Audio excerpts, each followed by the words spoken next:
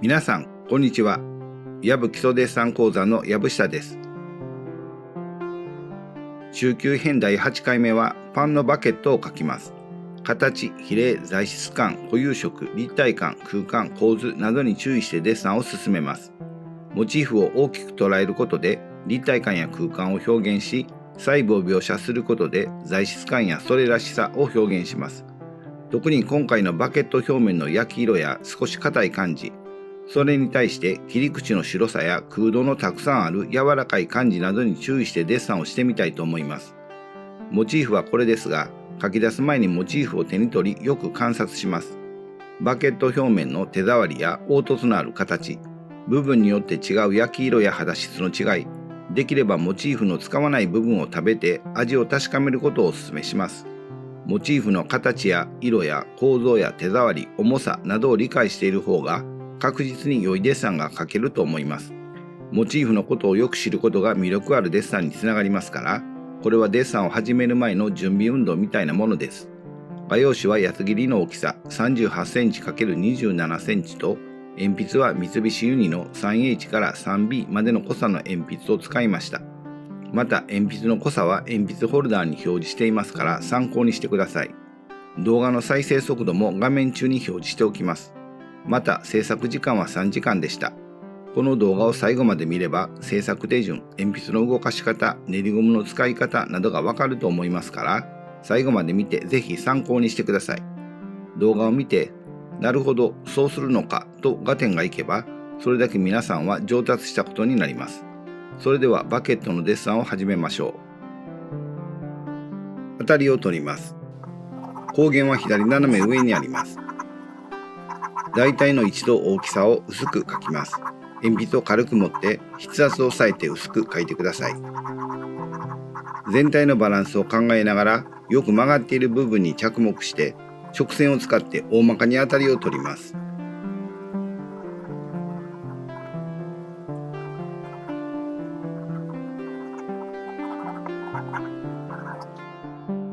形を描いていきます。最初に左右の端を決めます。ここからここまでにデッサンしましょうという長さです。次にこの長さに対する高さを決めます。測り棒を使って A、B の長さの比率を確認しておきます。他にもこの図のようにポイントになる部分を通る水平線、垂直線がバケットの他の部分のどこを通過するのかを確認しておくと良いと思います。当たり線よりももう少し小さな曲がり角に着目しながら直線を使って形を描いていきます。どの部分を描いている時も各部分との位置関係を頭の中で検討しながら描いています。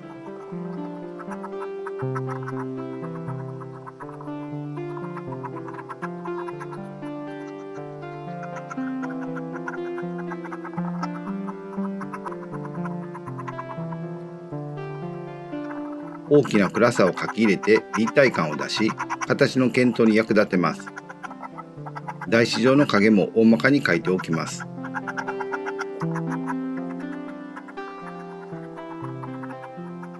大きなバケットとの位置関係に注意しながら、薄切りにしたバケットの形を描いていきます。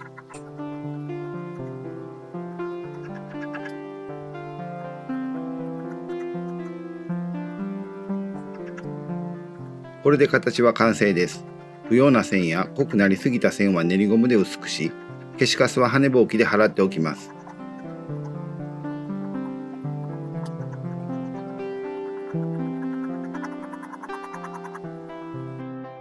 明暗を描いていきます。最初にどこから光が来ているのか、光源の位置を確認しておきます。次にモチーフの暗い部分、明るい部分、全体の明暗などを確認します。バケットは横たわった円柱形と半球の組み合わせと考えて、暗い帯のつながりや反射光などを確認しておきます。2B の鉛筆を寝かせ気味に使って暗い帯から描いています。暗い帯はバケットの形の凹凸によって色味の濃さや方向が変化しますから、目立つものはこの段階から少し描いておきます。バケットの長手方向の形に沿う線を使っています。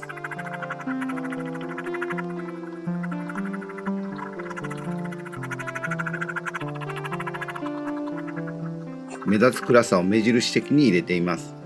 また断面方向の曲線も積極的に使います。この他にも形や明暗のつながりに沿う方向の線を使って描いていきます。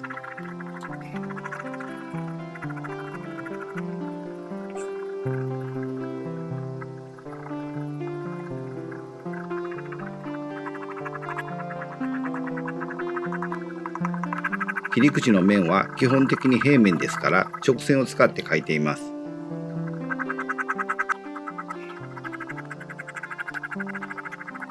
台紙状の影も接地面付近の濃い影を中心に大まかに描いておきます。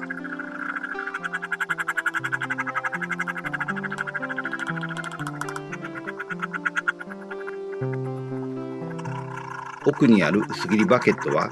手前の大きなバケットとの距離感を出すために弱く描いておきます。いつも手前のバケットとの強弱関係からどの程度描くかを決めていきます。左側にある薄切りバケットは一番遠くにありますから最も弱く描いておきます。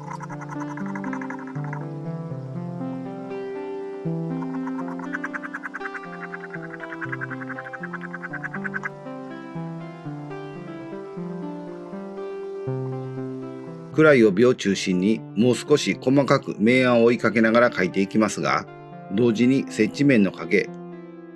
反射光、暗い帯、明るい部分を一体で考えます。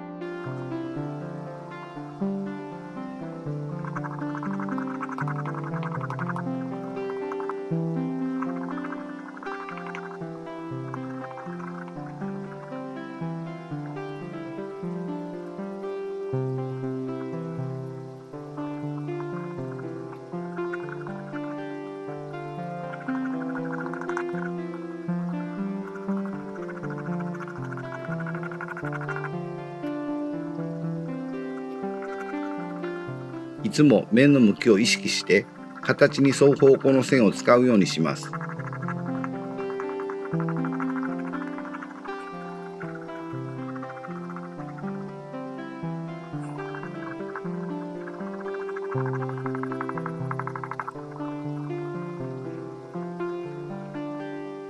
この辺りはバケットの小さな凹凸によるかなり暗い影がありますから遅れないように描いていきます。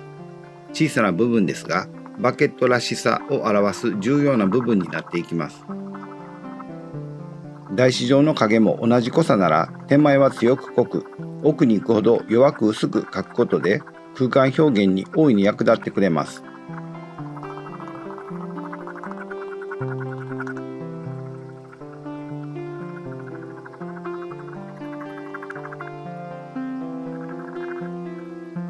この部分は面の境目であると同時に一番手前にありますから一歩先んじてデッサンを進めるようにします。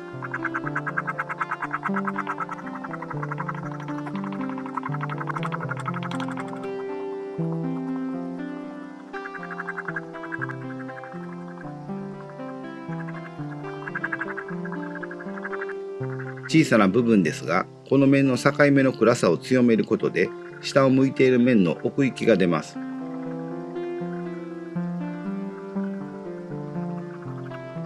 この切り口の面も基本的には平面と考えて直線を使って描いていきます。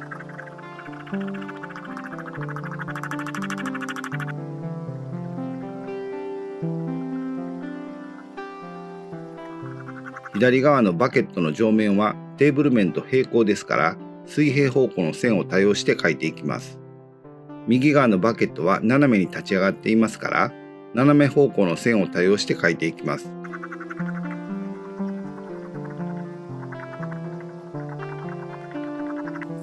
今回は凹凸のかなりある画用紙を使っていますからティッシュや刷筆を使って奥まった暗さや台紙上の影の暗さを画用紙になじませて鈍い発色にしておきます。暗い帯を中心に鉛筆を縦気味にしてデッサンを続けます。ティッシュや刷筆でこすると発色は鈍くなりますが、形を表すタッチもぼやけてしまいますから、それを書き起こすようなつもりで形や明暗のつながりに沿う方向の線を使って描いていきます。円柱形としての明暗やバケットの焼き色の濃淡も同時に意識して描いていきます。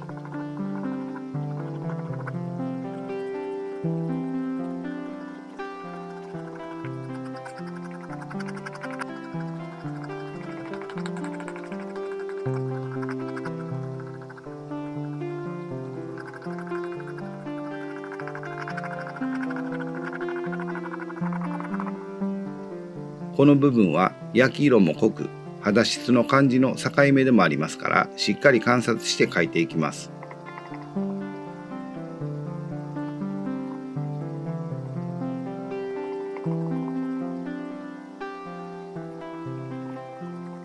短いタッチを使って色味の変化を追いかけたり、長い線を使って大きな明暗を描いたりを繰り返しながらデッサンを続けます。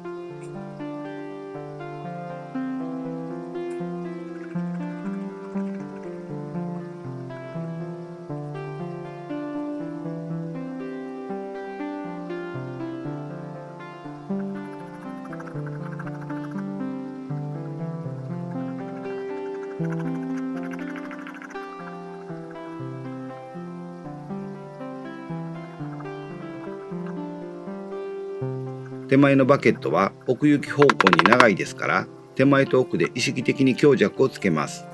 台紙上の影同様に手前は強く濃くはっきりと描き、奥に行くほど弱く薄くぼんやり描くことで奥行きの空間を表現します。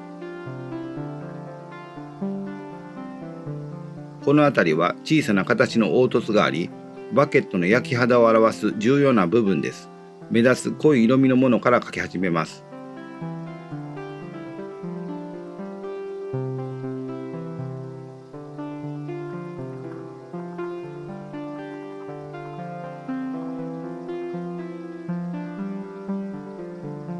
切り口の面にあるくぼみを描いていきます。焼いた時にできるこの空洞のくぼみはバケットの大きな特徴です。たくさんのくぼみがありますから全てを描くわけにはいきませんが、特に目立つものは質感表現に不可欠ですから、しっかり観察して描いていきます。光の方向とくぼみの形からどこに暗い影ができるのかを考えながら描いていきます。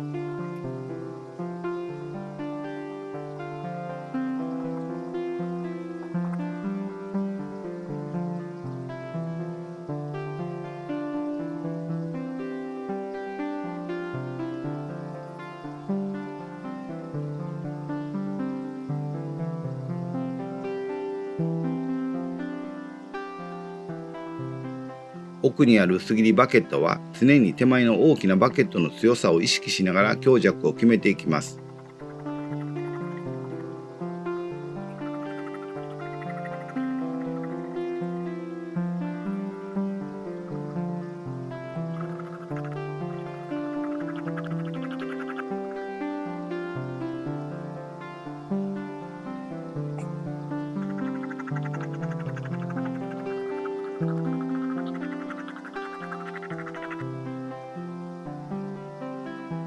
この部分も目立つくぼみを中心に光の方向とくぼみの形からどこに暗い影ができるのかを考えながら描いていきます。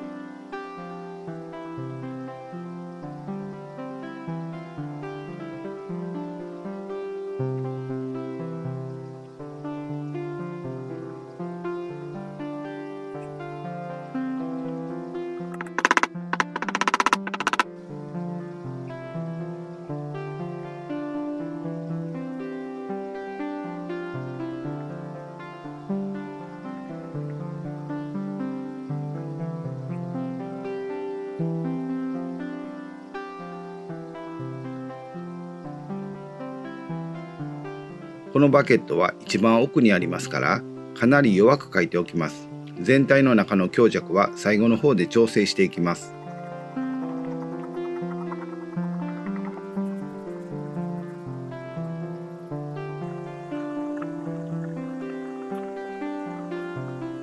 手前のバケットに戻ってきてデッサンを続けます。大きな円柱形プラス半球形としての立体感をいつも意識しながら、焼き色の色味の変化や形の凹凸による明暗の変化を追いかけます。時々2メートルほど離れたところにデッサンを置いて、モチーフとデッサンをゆっくり見比べてください。距離を置いてみることで自分のデッサンを客観的に見ることができます。そして書くべきところをしっかり確認してからデッサンを再開します。見る、確認する、書くのサイクルを常に繰り返します。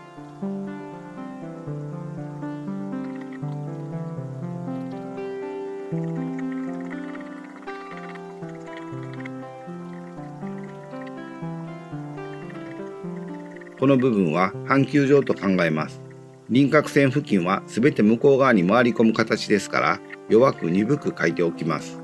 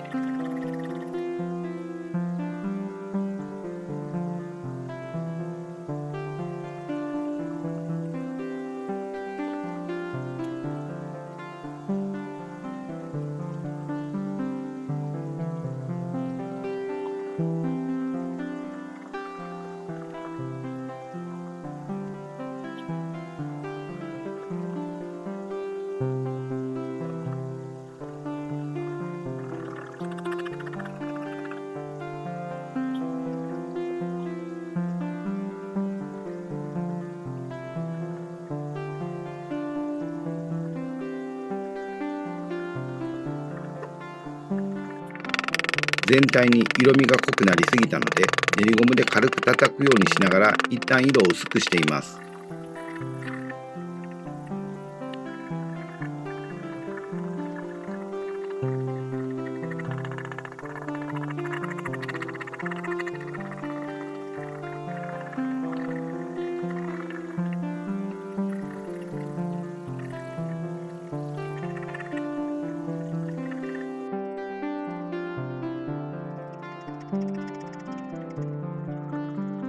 消しゴムも使いながら書き込みを続けます。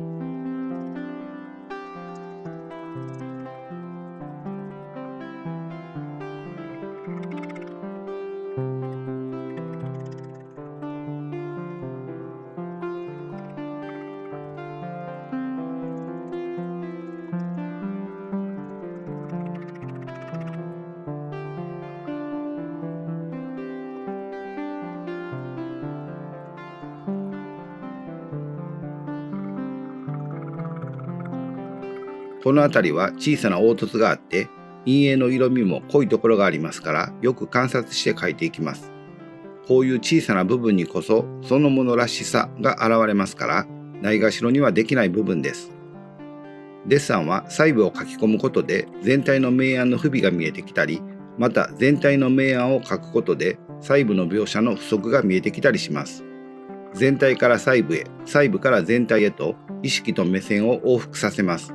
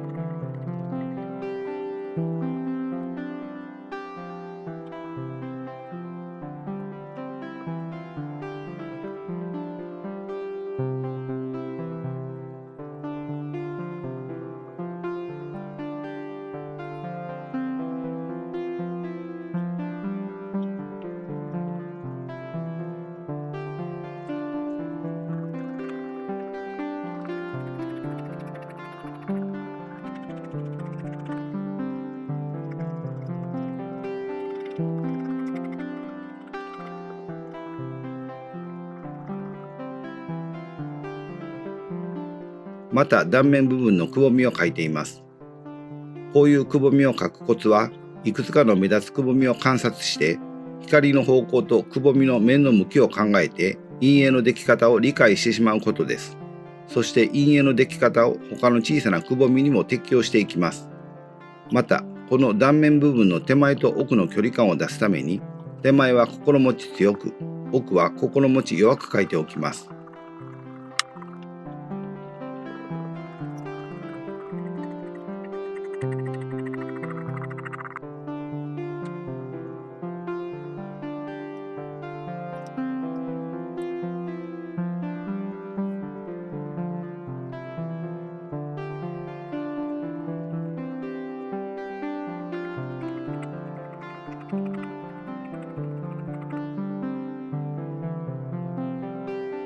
奥のバケットのくぼみも同様に、いくつかの目立つくぼみを観察して、光の方向とくぼみの面の向きを考えて、陰影のでき方を他の小さなくぼみにも適用していきます。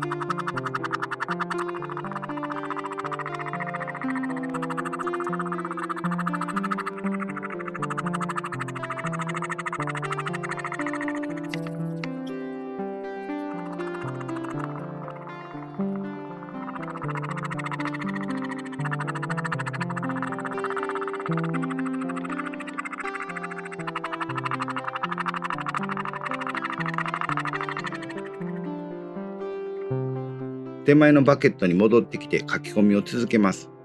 変形した円柱形プラス半球形としての立体感、形の凹凸による暗い帯の変化、それに伴う反射光、明るい部分、接地面の影、部分における焼き色の違いや肌質の違い、手前と奥の遠近感や全体の空間などに注意しながらデッサンを続けます。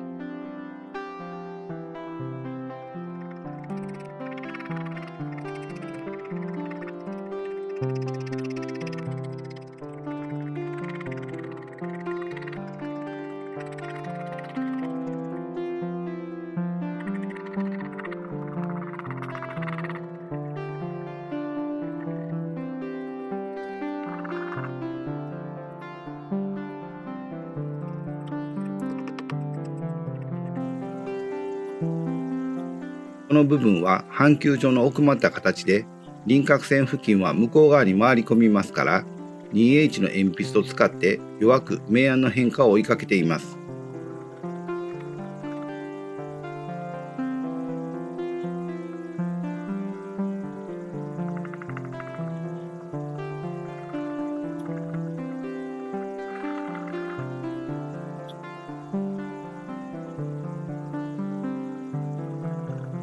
全体の調子に目配りしながら、自分に近い部分をより細かく書き込んでいきます。小さな部分も形としての面の向きをできるだけ意識します。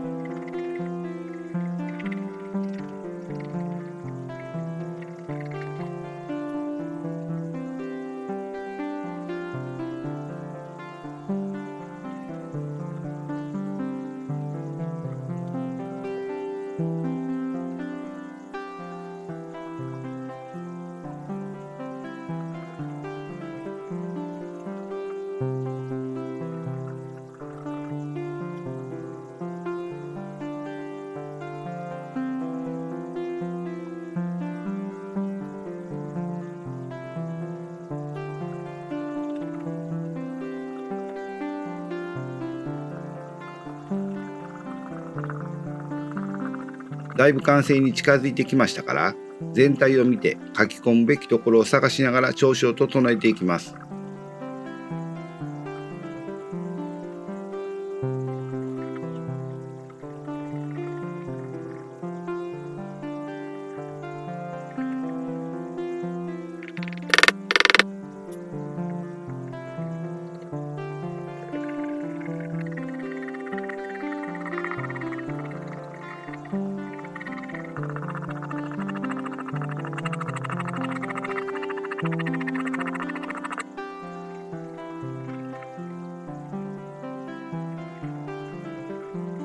奥にあるバケットも手前のバケットとの強さを比較しながら最後の書き込みです。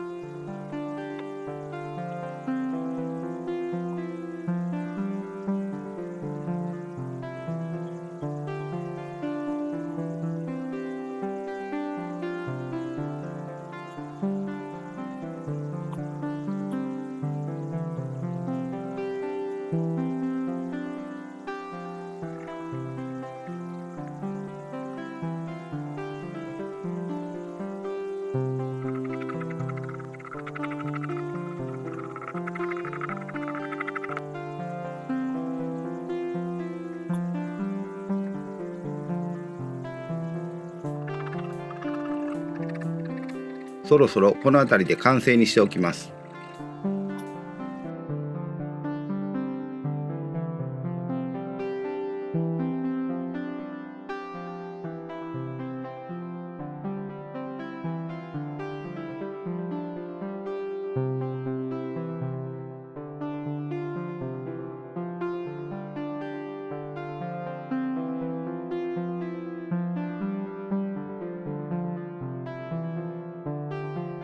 はい、皆さんいかがでしたか？今回はパンのバケットのデッサンをしました。いつも最初にモチーフを大きく捉えることで立体感や空間を表現し、細部を描写することで材質感やそれらしさを表現しますとお話ししていますが、バケットはまさにその言葉通りのモチーフでした。バケットを大きく捉えるためには、基本形態である円柱形プラス半球形と考えると大掴みしやすいですし、細かな形や色味の変化を描くことでバケットらしさが表現できると思います。ただ、基本形態としてバケットを大掴みすることは割とたやすくできると思いますが、細かな形の凹凸や切り口の空洞のくぼみなどはたくさんあって描きにくいなぁと思わはるかもしれません。こういう細かなものを描くときのコツは、こんなん描くの大変やなぁと思う自分の気持ちに負けないことです。そして形や陰影のでき方を理解して特徴的なものから描いていきます。どこまで描けばいいのかといえば、そのものらしさという特徴が描写できていればそれで OK です。それでは今回の要点をまとめます。1、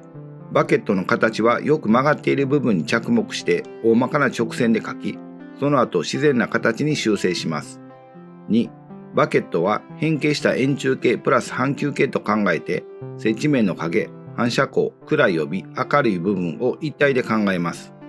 3、部分における焼き色の違いや肌質の違いを描くことでバケットの質感を表現します。4、常に全体を意識し、全体から細部へ、細部から全体へと意識と目線を往復させます。5、手前は強く濃くはっきりと描き、奥に行くに従って弱く薄くぼんやり描くことで空間を表現します。